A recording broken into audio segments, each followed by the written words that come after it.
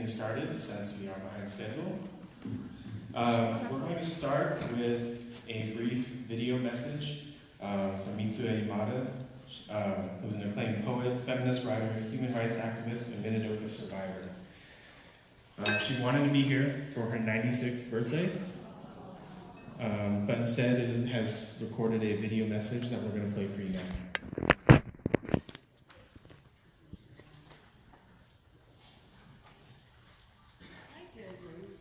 I'm so glad that you were able to make it to this historic site. And to commemorate this moment, I'm going to read a few poems from Camp Notes. The first poem, the title is Evacuation. As we boarded the bus, bags on both sides, I had never packed 2 bags before on a vacation lasting forever. The Seattle Times photographer said, "Smile." So obediently I smiled, and the caption the next day read, "Note smiling faces, a lesson to Tokyo." And throughout the camp, you might have seen some of the watchtowers that could have been dark. And so the following poem is called The Watchtower. The watchtower, with one uniformed guard in solitary, confined in the middle of his land. I walked towards the hospital for the midnight shift. From the rec hall, the long body of a centipede with barracks for legs, came the light sound of a live band playing Mary Elena, you're the answer to my dreams. Tired teenagers leaning on each other, swayed without struggle. This is what we did with our days. We loved and we lived just like people.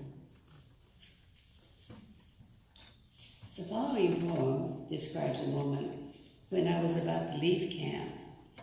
And for the first time as a teenager, I'd never lived with my mother. And so it was kind of a difficult time that I described. And the title of the poem is The Night Before Goodbye. Mama is mending my underwear by my brother's sleep. Her husband taken away by the FBI. One son lured away by the army. Now another son and daughter lusting for the free world outside. She must let go. The war goes on. She will take one still small son and join Papa in internment to make a family. Still sewing, squinting in the dim light, in room C, barrack 4, block 4, she whispers, remember, keep your underwear in good repair. In case of accident, don't bring shame on us. So I would like to read a poem from my new book of poems entitled Full Circle. I decided that by the time I'm 96 years old now, it's time I wrote another book. And so the title of this poem is Paradoda. See the dark shadows in the full moon? Try squinting and look hard, Father said. You will see a rabbit pounding mochi with a mallet on the wooden usu. Yes, yes, I see, a white rabbit with a pink nose. 100 years ago, Father heard the rhythm of the mochitsuki from across the ocean and followed the full moon, promising great things to come. Hope in abundance with celerity. My father, born in the year of the rabbit, would welcome the masses pushing our borders today, carrying bags filled with dreams, seeking shadows in the full moon.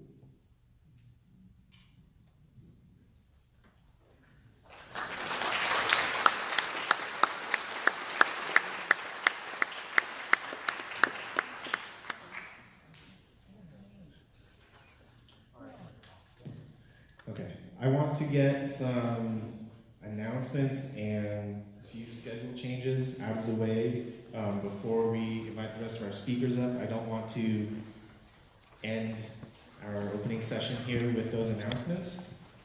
We want to end it with our keynote speech. So if you could please bear with me really quickly. First major change is that unfortunately Tommy Keda is not able to join us for this pilgrimage due to a family emergency. This also means that his session that was scheduled for today at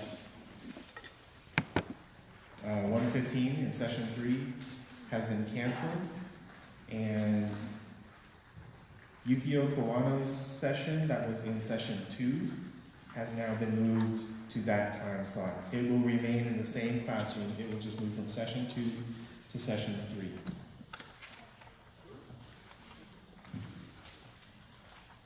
So again, the schedule change is that in session 2, Yukio Kawano's Suspended Moment Children Remember session will move to session 3 at 1:15.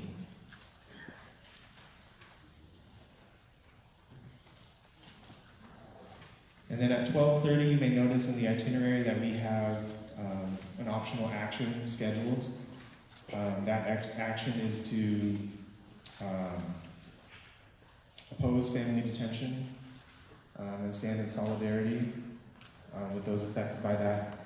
That will be at 12:30 in the middle of lunch at the far end of the lobby here in the Fine Arts Building.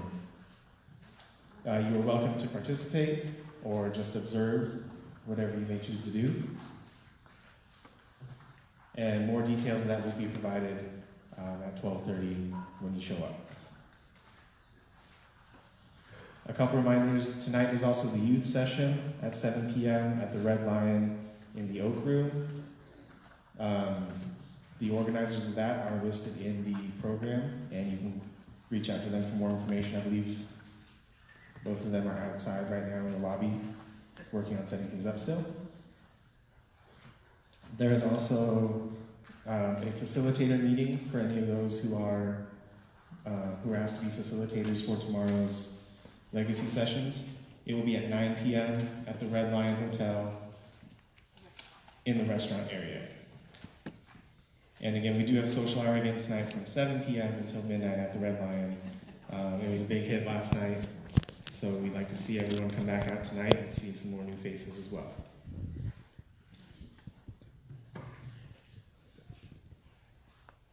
And there's also a children's corner out by the store in the corner there for parents if they want to attend educational sessions so that there are activities for kids to do. So I believe that's all of the announcements for today. If I think of any more, I will make sure that everyone knows what's going on.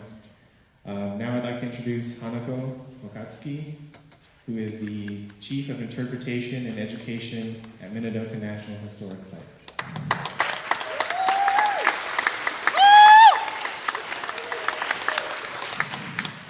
I'm a little shorter than Stephen here. But anyways, yeah, I just wanted to welcome everyone on behalf of the National Park Service for coming out on this pilgrimage.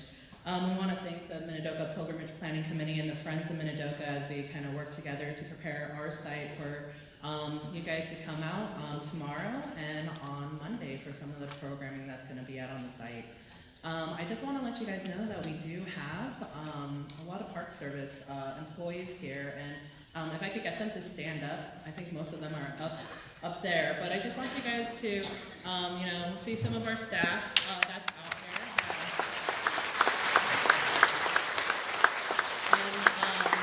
If you guys have some chance, you know, please engage with them because, you know, they're actually participants on this pilgrimage, and we're trying to, you know, get our staff to kind of learn about the history through this, through the pilgrimage with the community healing that occurs out here. And so, yeah, we're just very excited to welcome you guys as we're going to be doing our grand opening tomorrow. And yeah, we'll give some other announcements about safety and whatnot later.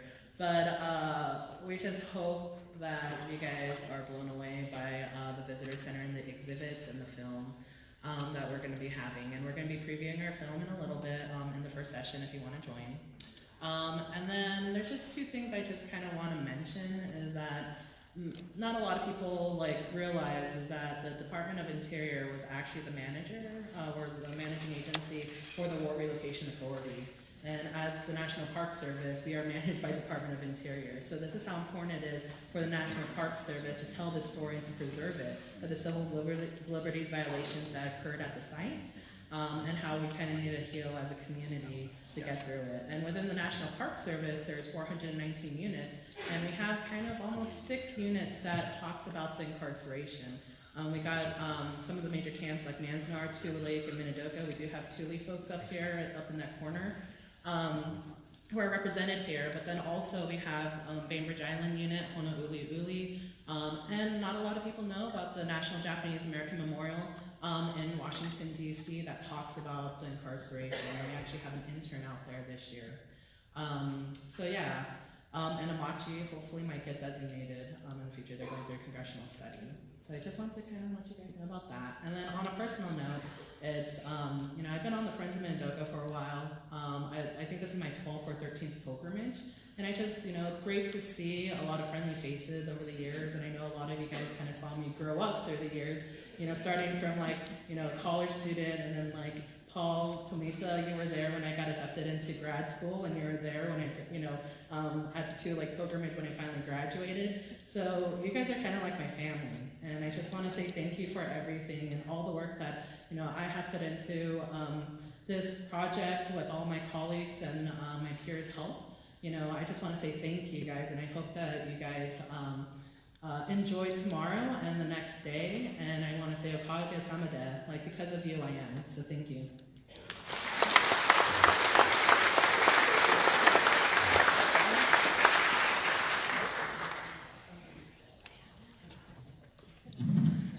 Okay, at this time I'd like to introduce Kurt Ikeda.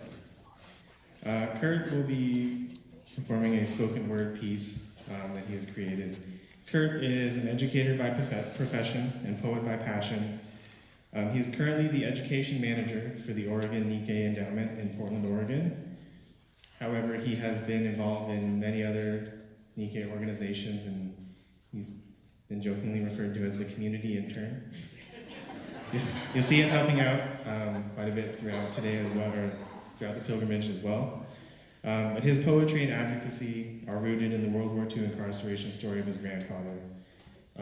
It's informed by his internship at the Minidoka National Historic Site last year, and inspired by his work with high schoolers as an English teacher. So, Kurt Ikeda.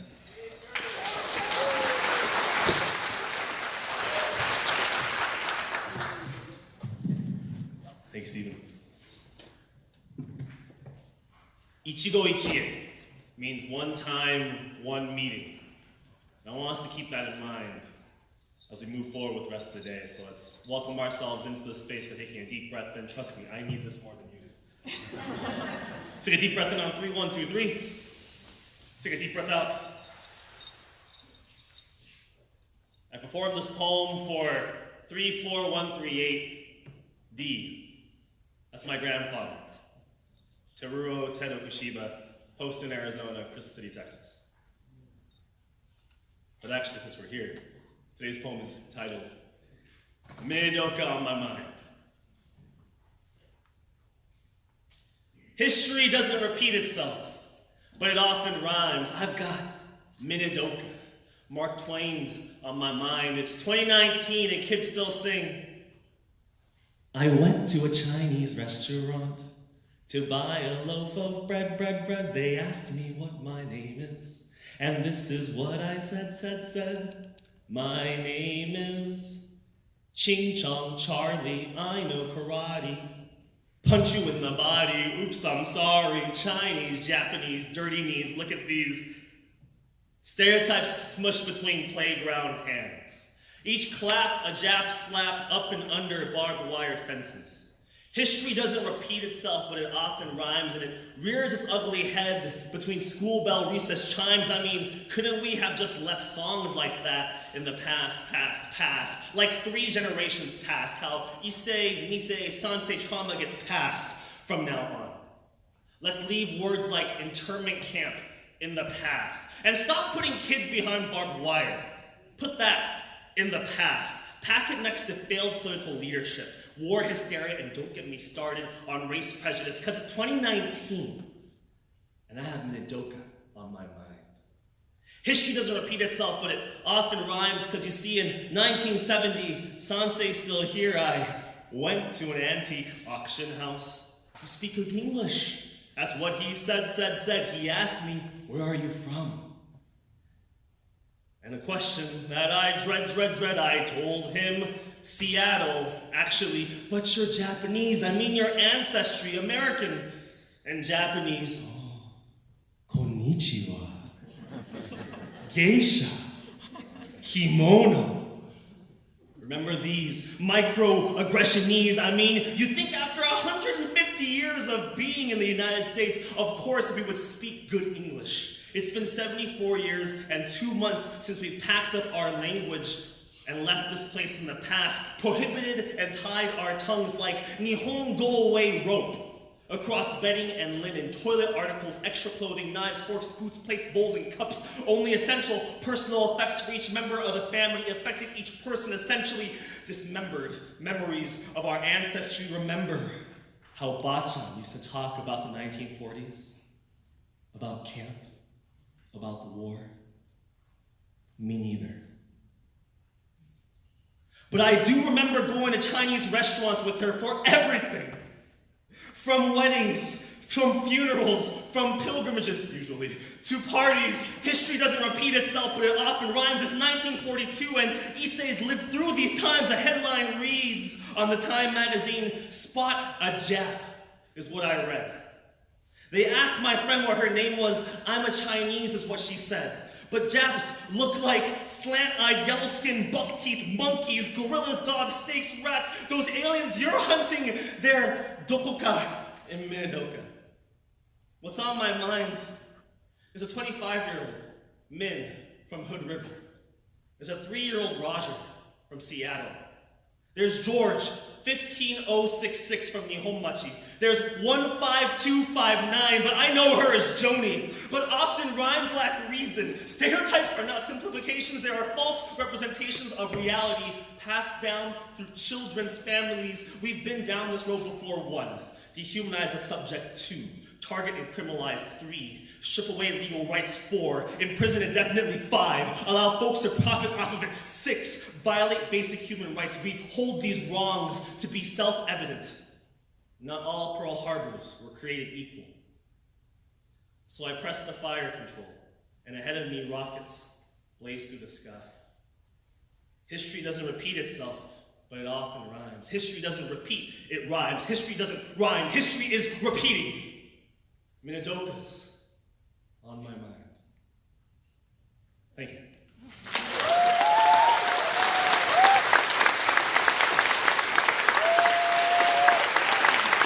There's a full transcript of the poem on Facebook and Instagram at Kurt on Kurt. Thank you so much. A huge round of applause to yourselves one more time for being here today.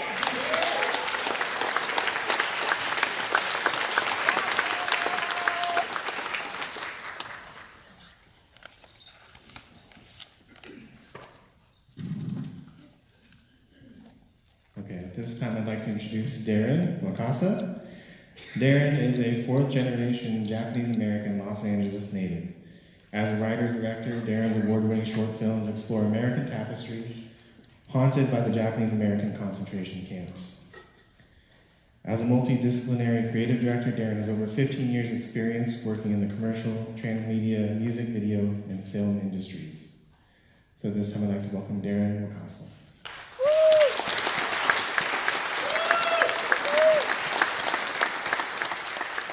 Sorry, Darren will be delivering our keynote speech. As if there wasn't enough pressure already. Before I start, there's actually, I know we're supposed to be done with announcements, but my auntie would kill me if I didn't do this. So, where's Carrie? Where's Carrie Marie?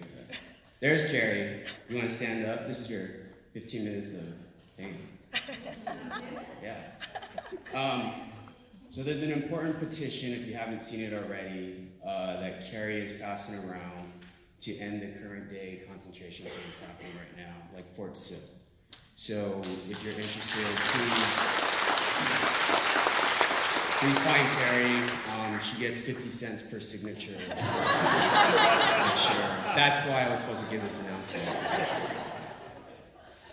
Thanks, Carrie, for being my opening joke.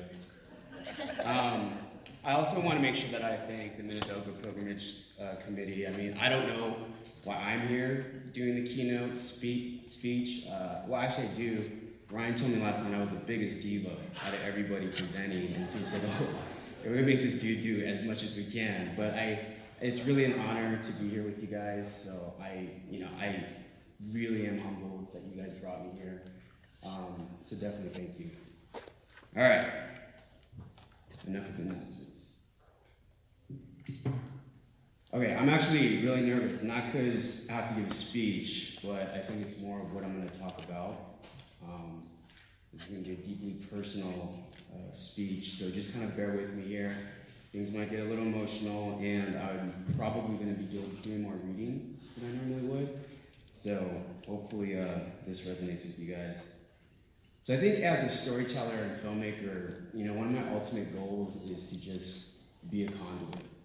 And that could be the universe, my ancestors, a community. It's really anything that needs to speak through me. I try my best to remove the ego and just really talk about what needs to be said. But I've learned that in order to do that, I really need to become a better listener, right?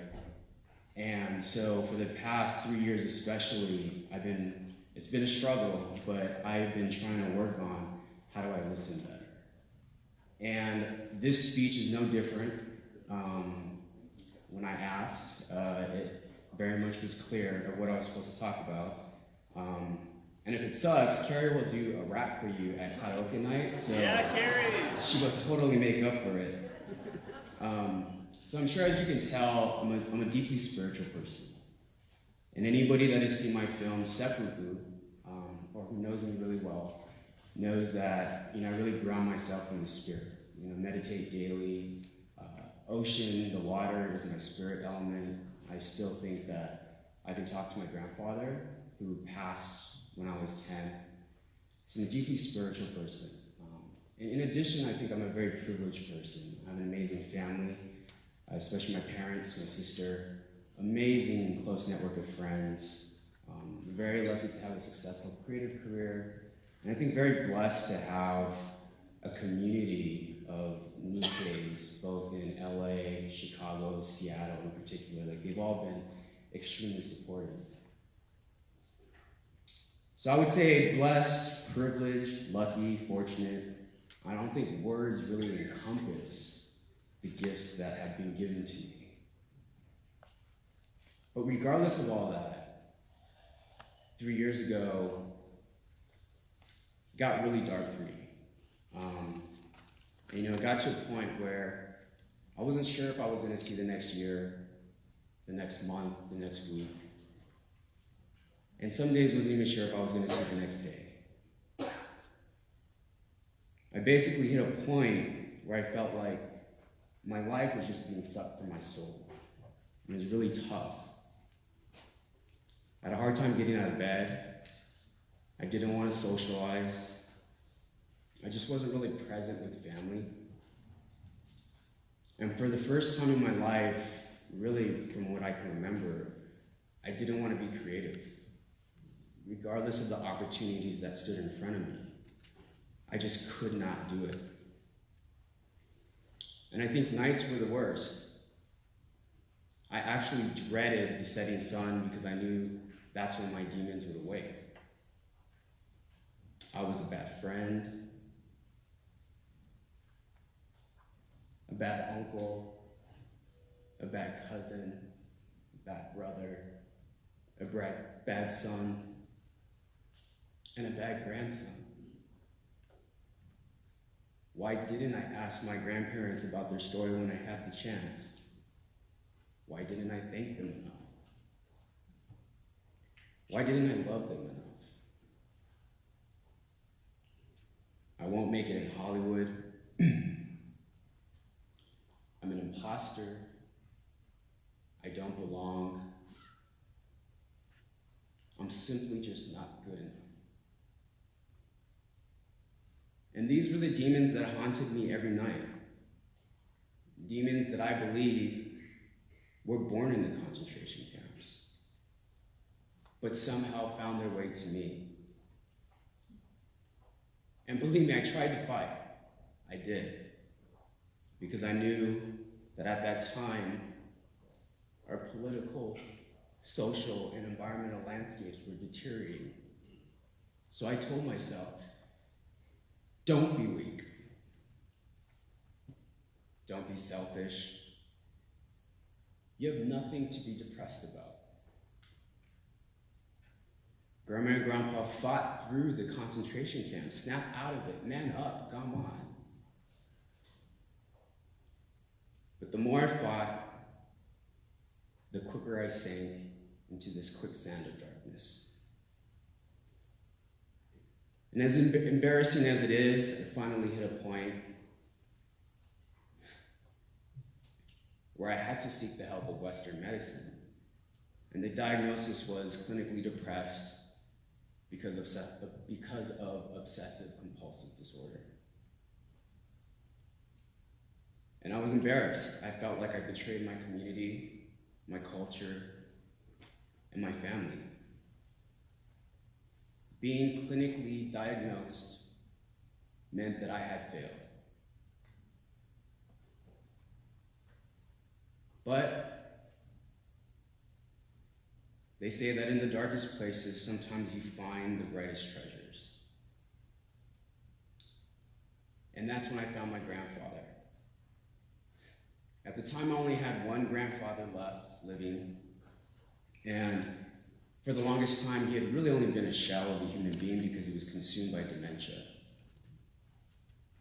But even as a shell, he really exuded this spirit that I will always remember him as, and that was, he always reminded me as a turtle. He moved at his own pace, he was extremely laid back, he enjoyed the simple things in life. You can find him outside with the dog, working on the lawn. My grandma used to yell at him all the time. And I swear it didn't faze him. And it sure as hell didn't make him move any faster. I remember that my dad, he and I used to go to the park so I could practice hitting baseballs when I was really young. My dad would pitch to me, and my grandpa would be out in the outfield by himself. And just to mess with him, I would either hit it way over his head or on the opposite side of the field, just to see him lollygag across the field to that ball. Never complained, and I'll never forget that. Well, in the depths of my depression, he finally passed. But he gave us something very special the next morning.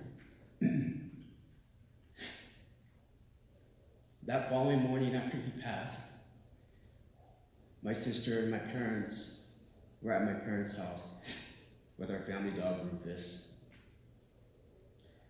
And all of a sudden, Rufus is going nuts at the sliding door, just barking crazy. And so my sister goes over to the sliding door to see what the commotion is. And outside was a baby turtle looking in, saying hello, or maybe saying goodbye.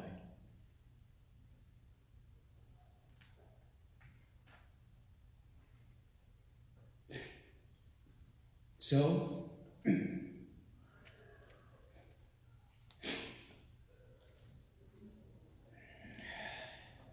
in a time now when women have been stripped of their rights to make decisions about their own bodies,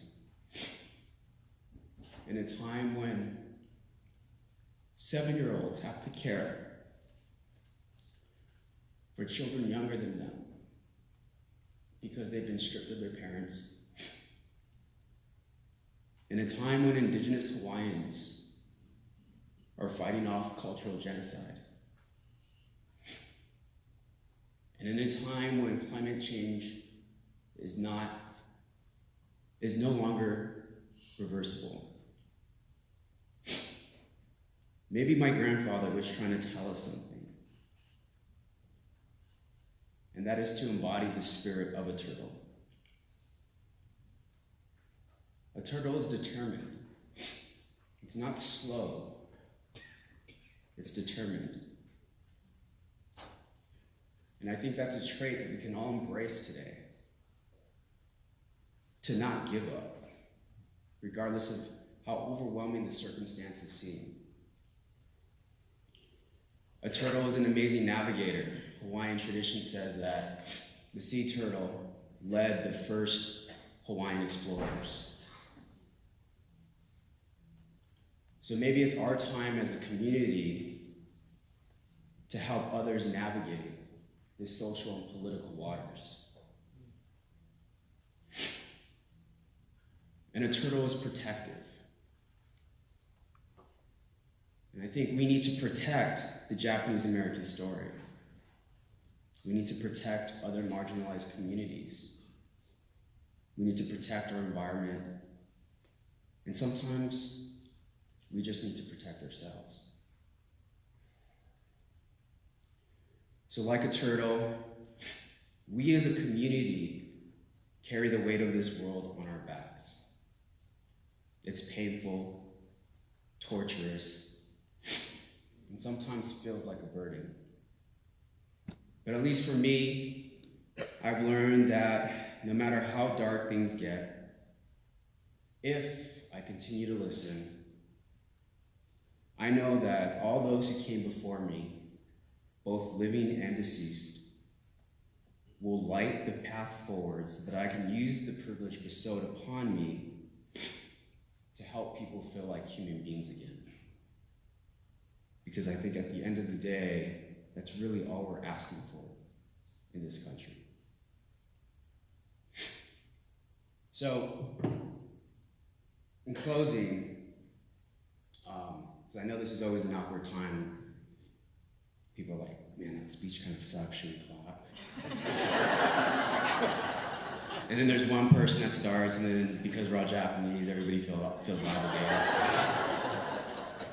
So, to save you from that guilt and that obligation, to do something a little different. So in the spirit of listening, for all of you, if you are willing and able, if you could sit up straight, put both feet on the ground,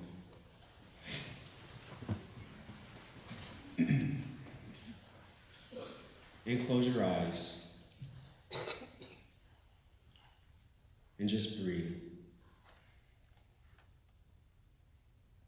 Breathe into your body, feel every facet.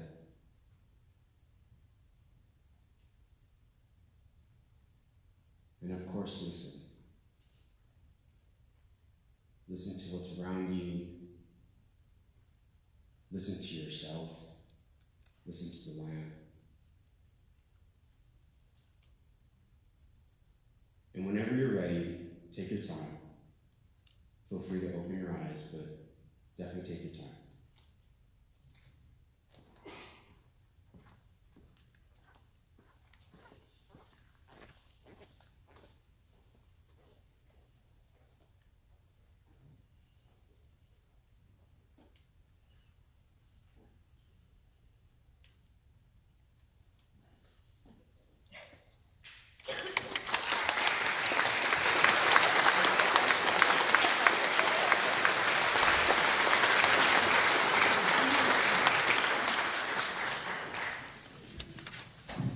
Thank you, Darren. With that, again, we'd like to welcome everyone, and our first session starts at 9:45. You have a little bit of time now. The restrooms are to the right as you exit the theater, and on the other side of the lobby. I didn't get any more announcements, so on that note, please. Oh. sorry, we have one more person that I'd like to introduce. I'd like to introduce Biff Bergman. He is past co-chair of the Pilgrimage Committee and has been a committee member for 13 years.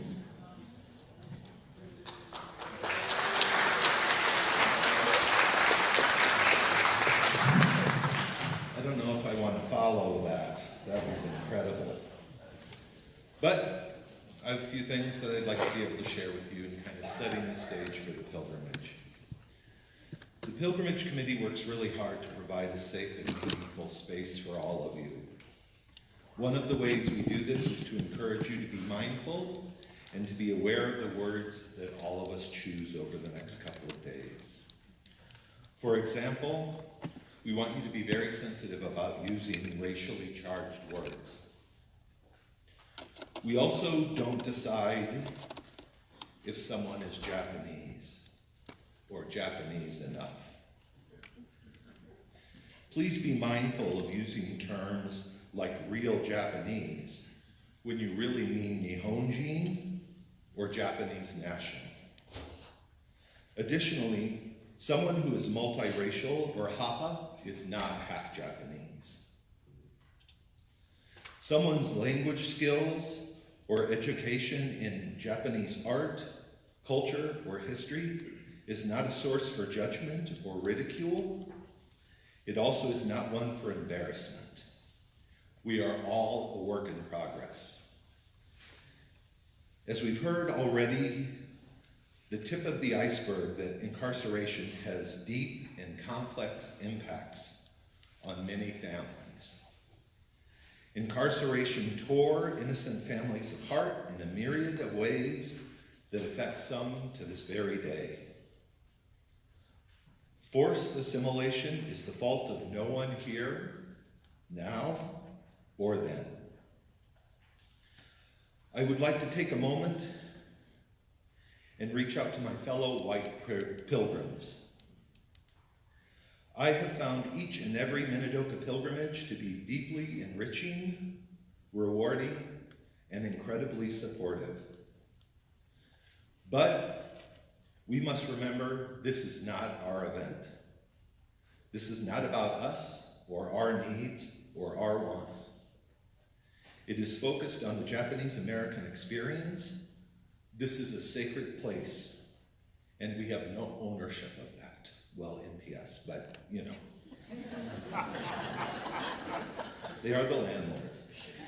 In order for us to truly learn and understand, we must open our hearts and minds, but we need to close our mouths.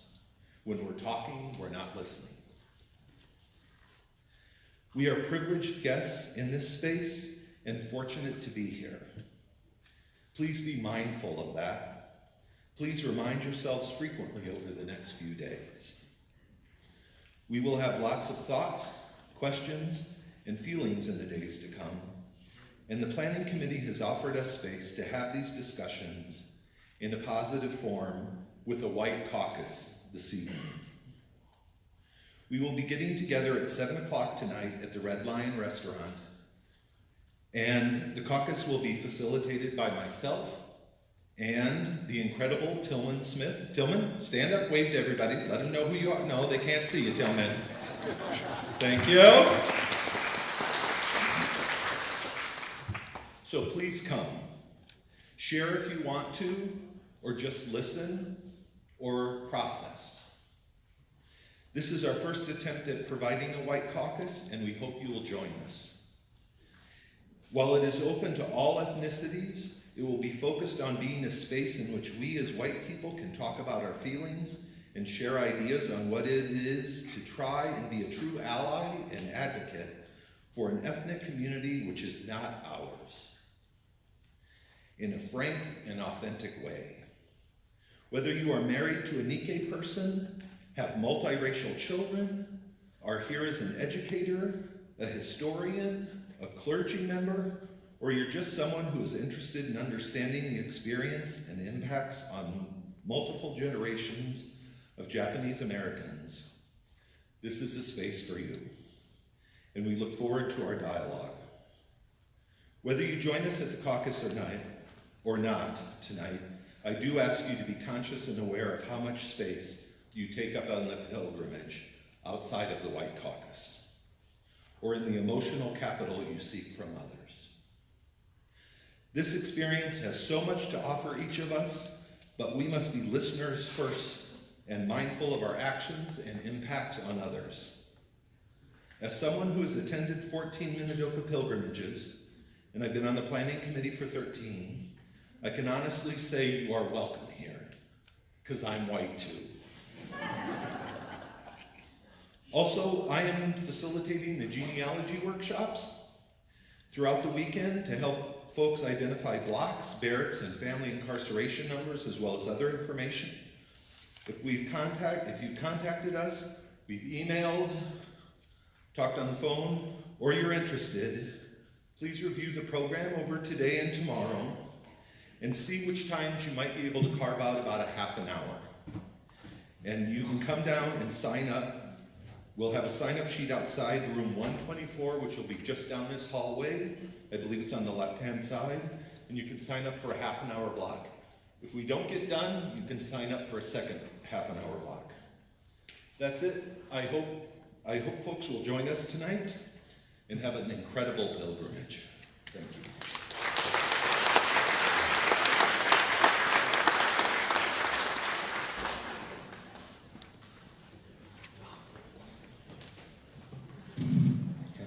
Now our opening session is officially concluded. Please remember the first session starts at 9:45, so please show up to those rooms on time so that presenters can get started on time and have a full time slot for their presentations.